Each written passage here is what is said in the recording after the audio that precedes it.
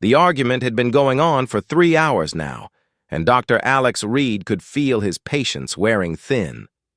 He sat in the back row of the circular chamber, watching alien delegates pound their various appendages on their desks while shouting in a dozen different languages. The universal translator worked overtime, filling the air with overlapping voices that made his head throb. Ambassador Torvin of the Rakari stood at the center podium, his massive wolf-like frame towering over the speaking platform. His silver fur bristled with anger, and his crystal claws scraped against the metal surface as he gestured wildly. When he spoke, his voice rumbled like distant thunder. "This is madness," Torvin growled, his yellow eyes sweeping across the assembled delegates. "No apex predator in the known galaxy has ever permitted another species near their offspring. This is not opinion. This is not politics. This is evolutionary fact carved into our very genes by millions of years of survival." A ripple of agreement went through the chamber. The Skyren delegate, her feathered wings folded tight against her back, clicked her razor-sharp beak in approval. Her species built their nests on floating sky cities, surrounded by deadly wind, barriers that no other creature could penetrate. Even their own mates could only approach during specific mating seasons. The Deep Fang representative remained silent in his water-filled tank, but his bioluminescent patches flashed in patterns that the translator converted to words of support. His people guarded their spawning grounds in the deepest ocean trenches, where the pressure alone would crush most life forms. Their young were raised in complete isolation until they reached adult size. Alex watched it all with growing frustration. He had known this would be difficult, but seeing the unified front against humanity still stung. For months, his government had been trying to join the Apex Predator Coalition, the elite group of species that controlled hunting rights and territorial disputes across the galaxy. Earth needed those rights badly. Human colonies were expanding. Faster than ever, and without official recognition as a predator species, they were constantly pushed into the worst territories by more established civilizations. The problem was simple but seemingly impossible to solve. Every known predator species followed the same basic rule when it came to their young. They protected them with everything they had, and they never, ever allowed outsiders anywhere near them.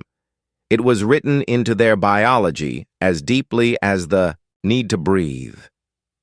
Torvin continued his speech, his voice carrying easily across the vast chamber. "Look at the evidence. The Morthak of Thylos III build fortress nurseries deep in their jungle cities, guarded by rotating patrols of their finest warriors. A single outsider detected within 50 kilometers of their cubs triggers a clan war that can last for generations. More clicking and flashing from the other delegates." Alex had studied all of these species during his years as a xenobiologist, and he knew Torvin was right. The Morthak were perhaps the most extreme example, but they were far from unique. Their six-limbed, panther-like bodies were perfectly designed for protecting their young. Their electromagnetic senses could detect a heartbeat from incredible distances, and their color-changing fur made them nearly invisible in their native jungles. The Vorthons seal their breeding chambers with acid that would melt through ship. "Hulls," Torvin went on. "The Nexari create psionic barriers around their young that drive other species temporarily insane. The Korthex dig their nurseries so deep underground that reaching them would require mining equipment." He paused, letting his words sink in. "These are not cruel species. These are not unreasonable species. These are predators doing what evolution has programmed them to do: protect their offspring from all threats, especially other predators." Alex shifted uncomfortably in his seat. He understood the logic, but it still felt wrong somehow. Humans were different. They had to be. Throughout their history, they had formed bonds with other species that no one thought possible. They had domesticated wolves, befriended dolphins, even learned to work alongside creatures that should have been natural enemies. But every time he had tried to explain this to the Coalition, they dismissed it as irrelevant. Those were prey animals or fellow omnivores, they said. Working with true predators was completely different. The instincts were too strong, the evolutionary pressure too intense. Torvin's voice brought Alex back to the present. The humans claim they understand predator behavior, but they have never faced the real test. They have never been trusted with another predator's most precious possession. They have never been allowed near the young. The chamber erupted in more agreement. Alex could see delegates from dozens of species nodding or making their own versions of approving gestures. The Rakari ambassador was building to something, and Alex had a feeling he was not going to like it. "I propose a challenge," Torvin announced, and the chamber fell silent. If the humans truly believe they understand what it means to be an apex predator, let them prove it. Let them gain the trust of another predator species. Let them be permitted near the cubs of a recognized coalition member. The silence stretched on for long seconds. Alex could hear the hum of the station's life support systems and the quiet whisper of air recycling through the vents. Finally, someone spoke up from the Skyrim delegation. "That is impossible," the delegate said, her voice sharp and musical. "No predator species has ever allowed outsiders near their young in recorded galactic history. You are asking them to violate their most basic instincts." "Exactly," Torvin replied, and Alex could hear the satisfaction in his voice. "If they cannot do this, then they are not truly predators. They are clever omnivores who have learned to hunt. Nothing more. The coalition has no place for such creatures." Alex felt his heart sink. Around the chamber, delegates were already beginning to murmur among themselves. He could see the way this was going to end. The challenge was impossible. By design, no predator species would ever willingly expose their young to outsiders, no matter how peaceful those outsiders seemed. The vote, when it came, was swift and decisive. The challenge was accepted by an overwhelming majority. Humanity would have 1 year to gain the trust of a coalition predator species and be permitted near their offspring. If they succeeded, their application would be reconsidered. If they failed, it would be permanently rejected. As the delegates filed out of the chamber, Alex remained in his seat, staring at the empty podium where Torvin had delivered what felt like humanity's death sentence. Around him, the vast chamber slowly emptied, leaving only the quiet hum of machinery and the weight of an impossible task. He pulled out his communication device and began composing a message to Earth. The government would need to know about this decision, and they would need to start planning immediately. They had 12 months to achieve something that had never been done in the entire recorded history of galactic civilization. Somewhere out there was a predator species that might be willing to trust them with their most precious treasures. Alex just had to find them. Rain hammered against the small research shelter as Alex wiped sweat from his forehead and studied the datapad in his hands. 3 months had passed since the Coalition's challenge, and he had spent every day of those months preparing for this moment. The jungle moon of Thylos III stretched out beyond their temporary camp, a green maze of towering trees and hidden dangers that most species avoided entirely. "Are you sure about this?" Beth Torres asked from her position at the communications console. The young specialist had volunteered for this mission despite knowing the risks, and Alex could hear the worry in her voice. "The Morthak have a reputation for killing first and asking questions later." Dr. Kai Okafor looked up from his cultural analysis notes, his dark eyes serious behind wire-rimmed glasses. "The reputation is well earned," he said quietly. "In the past 50 years, they have had contact with 17 different species. 14 of those encounters ended in bloodshed. The other 3 ended with the visitors leaving the planet as quickly as possible." Alex nodded grimly. He had read all the same reports, studied all the same data. The Morthak were among the galaxy's most fierce predators, and their protective instincts were legendary even among other predator species. They were also his best hope for completing the Coalition's impossible challenge. Through the transparent walls of their shelter, Alex could see the edge of the Morthak settlement about 500 meters away. The structures were built directly into the massive trees, creating a city that seemed to grow naturally from the jungle itself. Bridges made from woven vines connected the different levels, and camouflaged platforms provided landing spots for the six-limbed inhabitants. The Morthak themselves were beautiful and terrifying in equal measure. Their midnight black fur shifted, color constantly, helping them blend perfectly with their environment. Their electromagnetic sensing organs, located just behind their pointed ears, could detect heartbeats and muscle contractions from kilometers away. When they moved through the jungle, they were like living shadows, invisible until they chose to be seen. Movement at the perimeter, Beth reported, her instruments picking up the approach before Alex's human senses could detect anything. 3 adults, coming from the main settlement. Alex stepped outside the shelter, feeling the warm rain soak through his clothes immediately. The jungle air was thick and humid, filled with the sounds of insects and distant bird calls. He waited patiently as the 3 Morthak approached, their movements fluid and silent despite their size.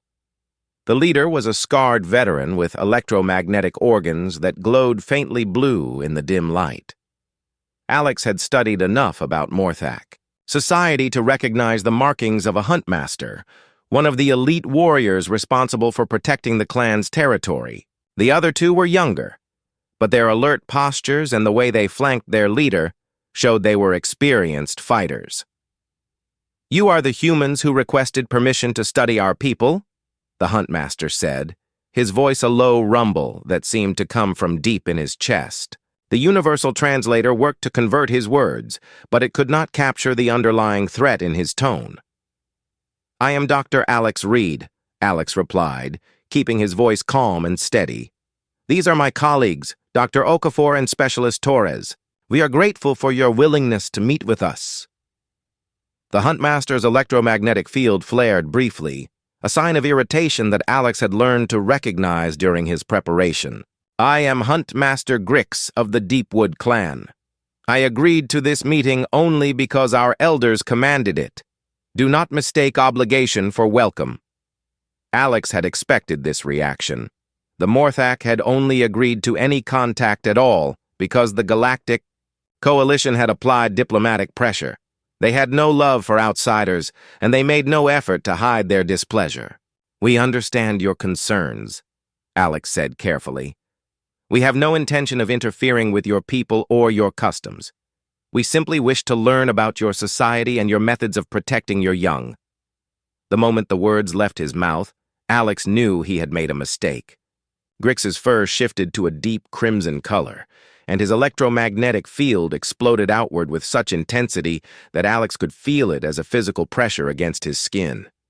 The 2 younger Morthak moved into attack positions, their own fur bristling with aggression. "You speak madness, small prey," Grix snarled, his crystal claws extending from their sheaths.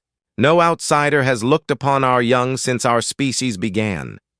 Your words are an insult to every warrior who has died protecting our cubs." Alex raised his hands slowly, trying to show that he meant no threat. "I apologize, Huntmaster. I did not mean to offend. I am simply trying to understand how your people have survived and thrived for so long." For a moment, the tension hung in the air like a blade ready to fall. Alex could see the battle calculations running behind Grix's eyes, the predator instincts warring with the diplomatic necessity of maintaining coalition relations. Finally, the Huntmaster's fur slowly shifted back to its neutral black color. "You will remain at the edge of our territory," Grix commanded. "You will not approach our nursery areas. You will not attempt to communicate with our young. If you violate these conditions, you will be killed without warning. Is this understood?"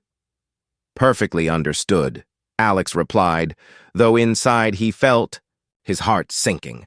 How could he ever hope to gain their trust with such restrictions? As the 3 Morthak turned to leave, Alex made a decision that would change everything. Instead of retreating to the safety of the shelter, he began setting up a simple camp chair just outside the perimeter of their protected area. When Beth, And Kai joined him.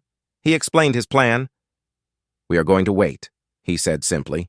"We are going to show them that we can be trusted to keep our word. We will stay exactly where they told us to stay, and we will prove that we are not a threat." "That could take months," Kai protested. "Maybe years. The coalition only gave us 12 months total." "Then we had better get started," Alex replied, settling into his chair and pulling out a book to read. For the next 2 weeks, the 3 humans maintained their vigil at the edge of Morthak territory. They helped with small tasks when asked, shared their food when approached, and carefully avoided any action that might be seen as threatening. Slowly, very slowly, the adult Morthak began to tolerate their presence, but it was not the adults that Alex found himself watching most carefully.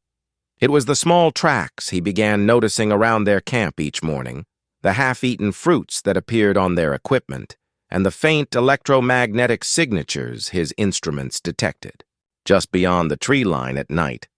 The cubs were curious about them, even if the adults were not.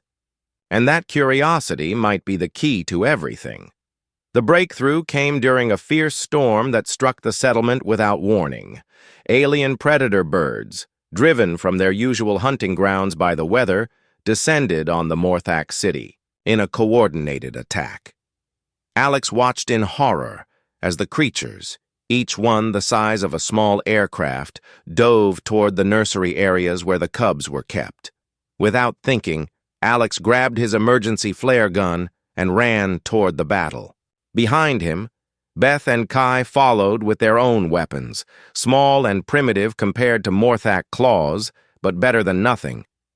The fight was brief, but vicious. The humans' technology, combined with their willingness to put themselves in danger, helped turn the tide. When the last of the attacking birds fled back into the storm, Alex found himself standing in the middle of the Morthak settlement, surrounded by warriors who looked at him with something that might have been respect. "You fought to protect our young," Grix said, his voice filled with wonder. "Why would you risk your lives for cubs that are not your own?" Alex looked around at the faces surrounding him, both adult and young, and gave the only answer he could: because they needed protecting. The storm had changed something fundamental in the Morthak settlement, and Alex could feel it in the way the adults watched him now. Their electromagnetic fields no longer flared with automatic hostility when he approached. Instead, there was something new in their biosignatures, something his instruments registered as curiosity mixed with confusion. 2 days after the battle, Alex discovered the first gift. A small carved wooden figure sat on his equipment case, shaped like a human, but made in the distinctive Morthak style with flowing lines that seemed to move even when standing still. When he showed it to Kai, the anthropologist's eyes went wide. "This is significant," Kai whispered, turning the carving over in his hands. "Morthak only create art for family members. Someone in this settlement considers you worthy of receiving a gift meant for clan." Alex looked around their camp, searching the tree line for any sign of who might have left the carving. He saw nothing, but his electromagnetic sensors picked up faint traces of a small biosignature that had approached during the night. The readings were consistent with a young Morthak, probably still in the cub stage of development. Over the following days, more signs appeared. Small fruits that did not grow naturally in this part of the jungle showed up near their shelter. Stones were arranged in patterns that Beth's computer identified as Morthak children's games. Most intriguingly, Alex began finding tiny paw prints in the soft earth around their perimeter, always just outside the officially designated boundaries, but close enough to suggest the cubs were pushing the limits of where they were supposed to go. "They are watching us," Beth reported from her monitoring station. "I am picking up multiple small biosignatures in the trees at night. They stay just out of visual range, but they are definitely there." Alex nodded, feeling a strange mixture of excitement and fear. The cubs were interested in them, which was exactly what he had hoped for. But he also knew that one wrong move could destroy everything they had built. Adult Morthak might be beginning to trust them, but they would not hesitate to kill anyone who threatened their young. The first face-to-face encounter happened during another storm, though this one was much smaller than the attack that had brought them together. Alex was checking their equipment when he heard a sound that made his blood freeze. It was a young voice, calling out in distress from somewhere in the jungle. He followed the sound through the rain and wind, pushing through dense undergrowth, until he found the source. A young Morthak cub, probably no more than a few months old, was trapped under a fallen branch. The tree had come down during the storm, pinning the cub's hind leg beneath its weight. Alex's first instinct was to call for help, but he quickly realized that might make things worse. If adult Morthak arrived and found him alone with their cub, they might attack before asking questions. Instead, he knelt down beside the trapped youngster and began examining the situation. The cub looked up at him with large, frightened eyes that glowed with the same electromagnetic energy as the adult's. Her fur was still the light gray color of youth, and she was small enough that Alex could have carried her easily if not for the branch. When she saw him, she made a soft sound that his translator converted to a single word. Help. Alex worked, carefully, using a piece of equipment from his pack as a lever to lift the branch just enough for the cub to pull her leg free. She was injured, but not seriously, and she seemed more scared than hurt. When Alex offered his hand to help her stand, she hesitated for only a moment before accepting.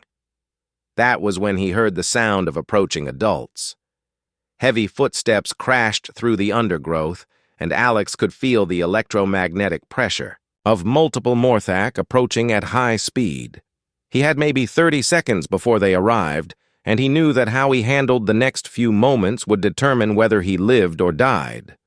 Instead of running or trying to explain, Alex simply sat down in the mud beside the cub and waited. When the first adult Morthak burst into the clearing, Alex was sitting calmly with the youngster in his lap, gently checking her injured leg while she made the soft rumbling sound that he had learned was the Morthak equivalent of purring. Huntmaster. Grix skidded to a stop, his claws extended and his fur bristling with rage. Behind him, 3 other adults spread out in attack formation, their electromagnetic fields crackling with barely contained violence. But when they saw the scene in front of them, something strange happened. The cub looked up at the adults and made a series of sounds that the translator converted to rapid speech. "The strange one helped me," she said, her young voice high and clear. "The tree fell and I could not move, but the strange one made it better." Grix's electromagnetic field fluctuated wildly as he processed what he was seeing. His own cub, the most precious thing in his world, was sitting peacefully in the arms of an alien predator. Not only was she unharmed, she seemed completely comfortable with the situation. "This is impossible," one of the other adults whispered. "Cubs do not accept outsiders. It goes against every instinct they have." But the evidence was right in front of them. The cub, whose name Alex learned was Wisp, seemed to have no fear of him at all. When her father approached to take her, she looked between Grix and Alex as if trying to decide where she felt safer. "She purrs for you," Grix said, his voice filled with wonder and confusion. "My own cub purrs for a creature she has never seen before. How is this possible?" Alex carefully handed Wisp to her father, making sure to move slowly and keep his posture non-threatening. "I do not know," he admitted, "but she needed help, and I wanted to give it to her." Over the following days, word of the incident spread through the settlement. Some Morthak demanded that the humans be expelled immediately, claiming that they had somehow corrupted young Wisp with alien technology or pheromones. Others, including Grix's mate Huntress Vel, began to wonder if perhaps the humans were different from other outsiders they had encountered. The debate might have continued indefinitely, but it was interrupted by a group of traditional Morthak who arrived from a neighboring clan.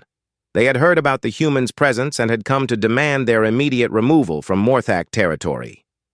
"You have violated the most sacred laws of our people," their leader declared. a scarred veteran, named Huntmaster Krill. No outsider may be permitted near our young. This human has touched a cub of the Deepwood clan. Such contamination cannot be allowed to stand. The confrontation escalated quickly, with Krill's followers surrounding Alex and his team, while Grix's warriors moved to protect them. For a moment, it seemed like violence was inevitable. That was when the cubs themselves intervened.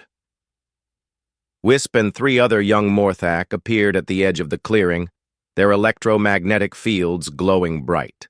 With determination, they positioned themselves directly between the aggressive adults and the humans, creating a living barrier that none of the warriors dared to cross.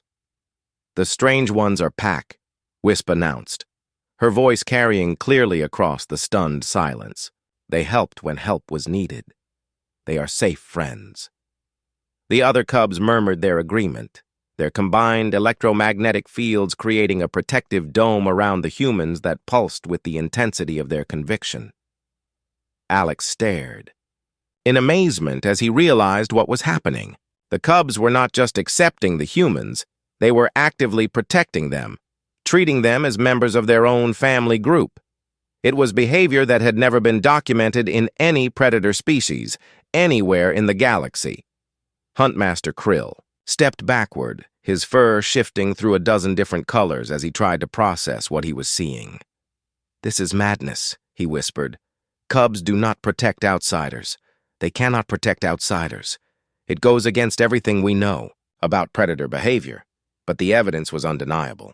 The young Morthak had chosen their side, and their choice was clear. The humans were not threats to be eliminated. They were family to be defended. As the 2 groups of adults faced each other across the clearing, Alex realized that they had crossed a line from which there could be no return. The cubs had accepted them completely, but that acceptance might tear the Morthak society apart. The real test was just beginning. The message from the Galactic Coalition arrived at dawn, crackling through their communication system with the authority of official business. Alex read it twice before the full meaning sank in, and when it did, he felt his stomach drop. "They are sending an investigation team," he told Beth and Kai as they gathered around the communication console. "Representatives from 6 different predator species, including the Rakari. They will be here in 1 week.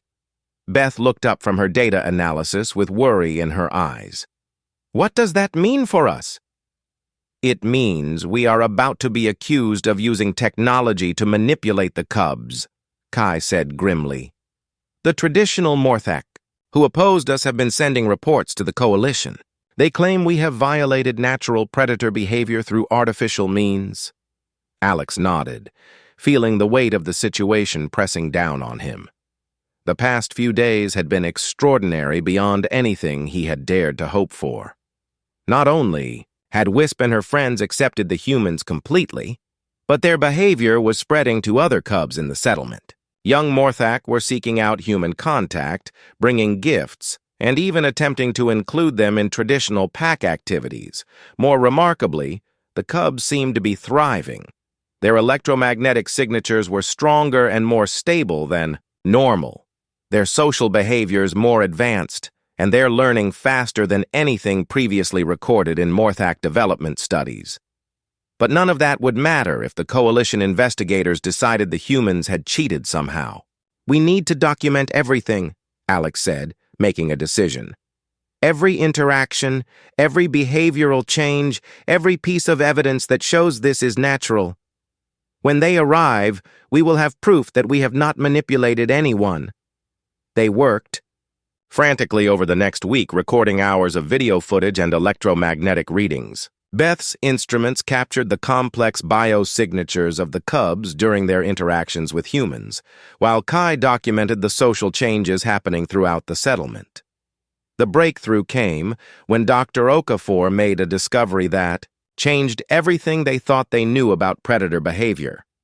"Look at these readings," he said, calling Alex and Beth over to his analysis station. On the screen, waves of electromagnetic energy pulsed in complex patterns. "These are the Cubs' brain signatures when they are with other Morthak versus when they are with humans. Alex studied the data, trying to understand what he was seeing. The patterns were definitely different, but he was not sure what that meant.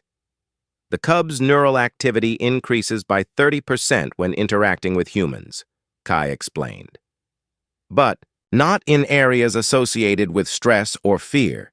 The increase is in regions linked to learning, social bonding, and emotional development. Beth leaned forward, her instruments humming as she processed the implications. Are you saying the humans are somehow stimulating advanced development in the Cubs? Not stimulating, Kai corrected. Completing. Look at these comparative scans I took of Cubs who have not had human contact. He switched the display to show different patterns. Their development is normal by Morthak standards, but there are gaps, areas of social and emotional growth that never fully activate. Alex felt a chill of understanding. The Cubs are not being changed by human contact. They are reaching their full potential for the first time. The investigation team arrived exactly when promised, descending from orbit in ships that bristled with weapons and scanning equipment. Ambassador Torvin led the group, his massive Rakari frame imposing even in the peaceful jungle setting. With him came representatives from the Skyren, Deepfang, Vorthan, Nexari, and Corthex species, each one a predator in their own right, and each one deeply skeptical of what they would find. We are here to determine if humans have violated the natural order through technological manipulation, Torvin announced, his yellow eyes fixed on Alex with obvious suspicion. If such violations are confirmed, humanity will be permanently barred from coalition membership and removed from all predator territories. The investigation lasted 3 days and was unlike anything Alex had ever experienced. The team brought advanced scanning equipment that could detect the smallest traces of artificial pheromones, electromagnetic manipulation, or genetic modification. They examined every piece of human technology, analyzed air and soil samples, and subjected Alex and his team to invasive medical scans. They found nothing artificial, nothing manufactured, nothing that could explain the Cubs' behavior through technological means, but the real shock came when they began observing the interactions themselves. The first test involved bringing a young Rakari pup to the settlement, one of Torven's own offspring who had never seen a human before. According to everything the Coalition knew about predator behavior, the pup should have been terrified of the strange aliens and should have sought protection from his father. Instead, within minutes of meeting Alex, the pup was playing a complex game that seemed to combine human concepts with Rakari hunting techniques. His bio readings showed the same increased neural activity that Kai had documented in the Morthak Cubs. This is impossible, Torvin whispered, watching his own child interact peacefully with a member of another predator species. Pups do not behave this way with outsiders. The Skyren delegate brought her own chick for testing with the same results. The Deepfang spawn, temporarily removed from its aquatic environment, showed immediate curiosity about the humans and attempted to communicate through bioluminescent patterns it had never used before. By the end of the second day, representatives from all 6 species were staring at data that challenged everything they thought they knew about predator biology. The neural development increases are consistent across all species tested, the Vorthan scientist reported, her acid-resistant carapace gleaming in the jungle light. Human contact appears to activate dormant areas of young predator brains, areas that remain underdeveloped in traditional rearing environments. But why? Demanded the Nexari representative, his psionic field flickering with confusion. What is it about humans that triggers this response?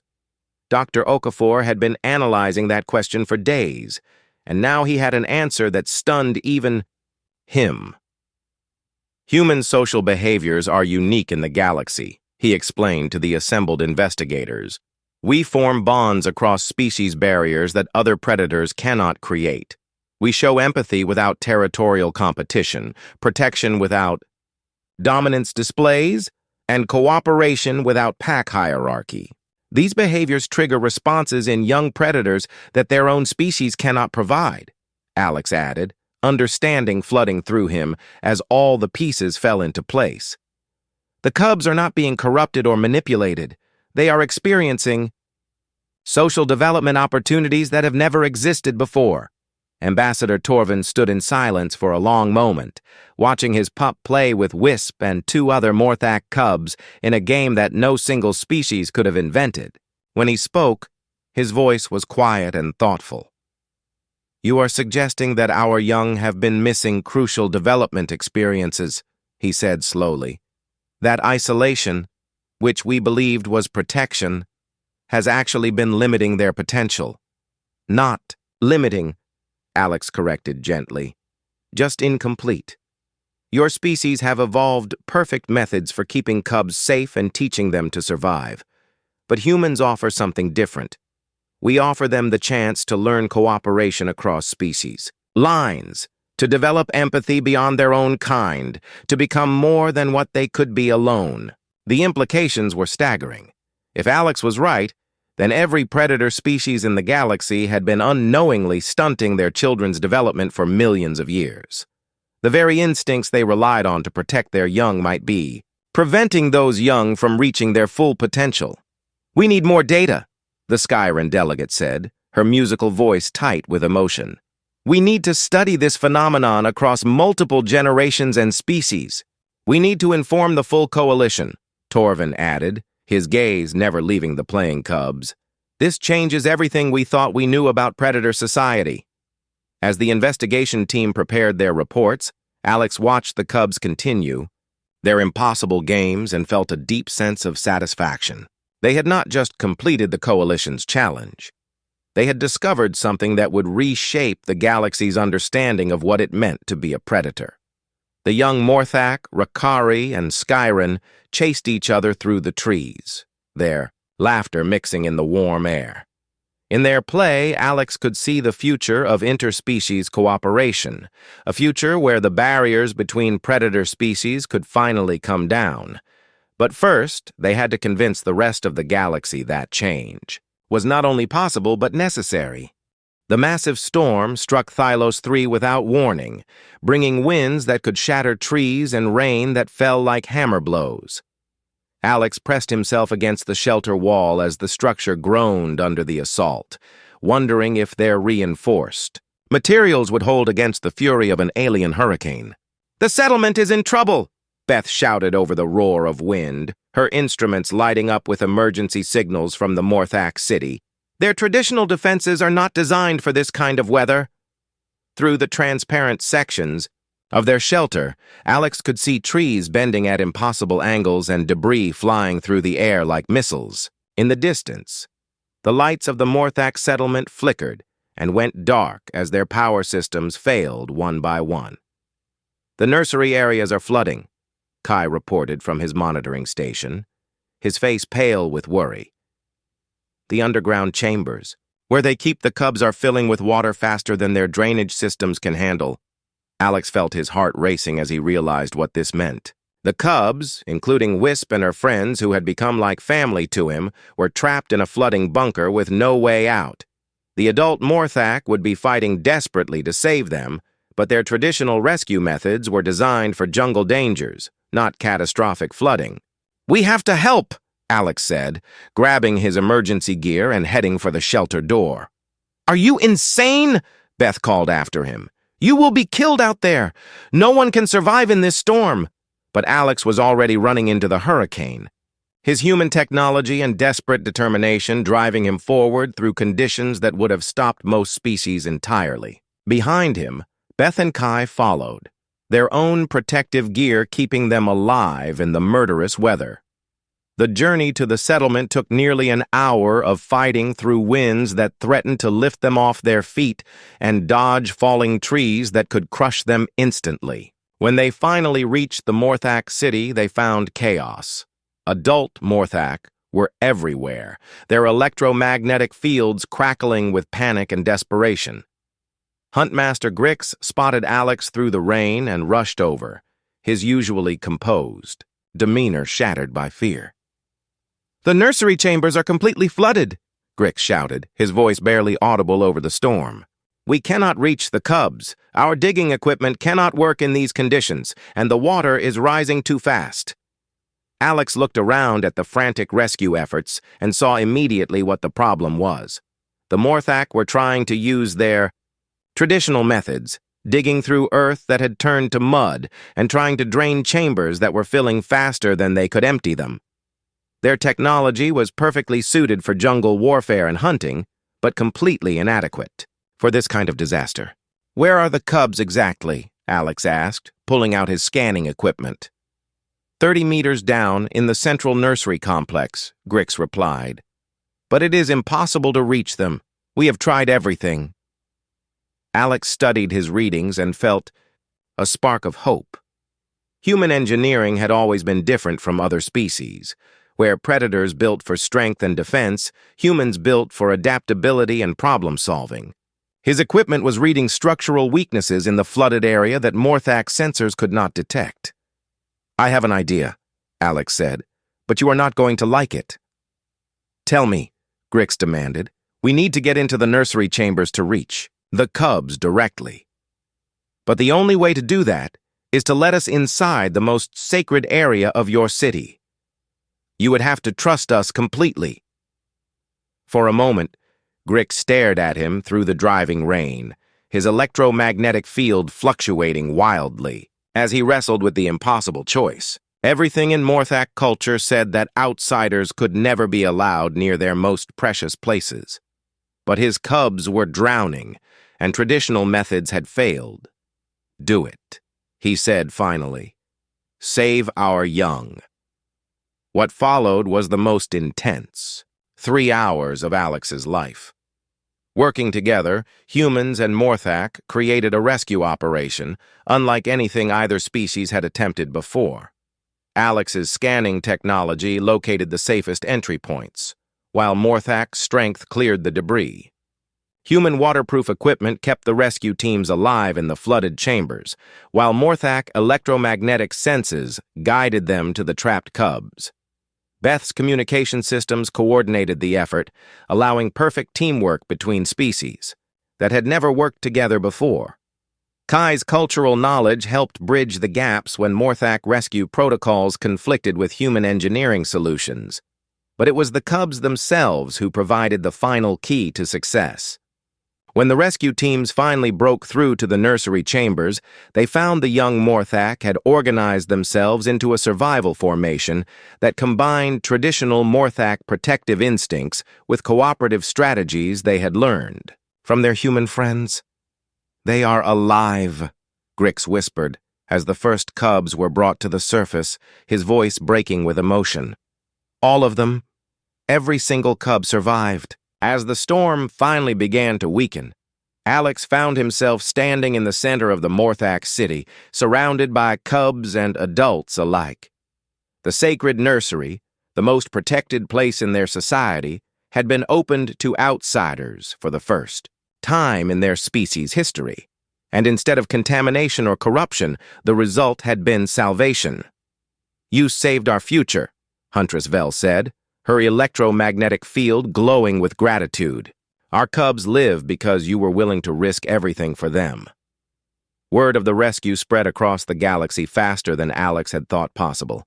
Within days, representatives from dozens of species were requesting meetings, wanting to understand how humans had achieved what seemed impossible.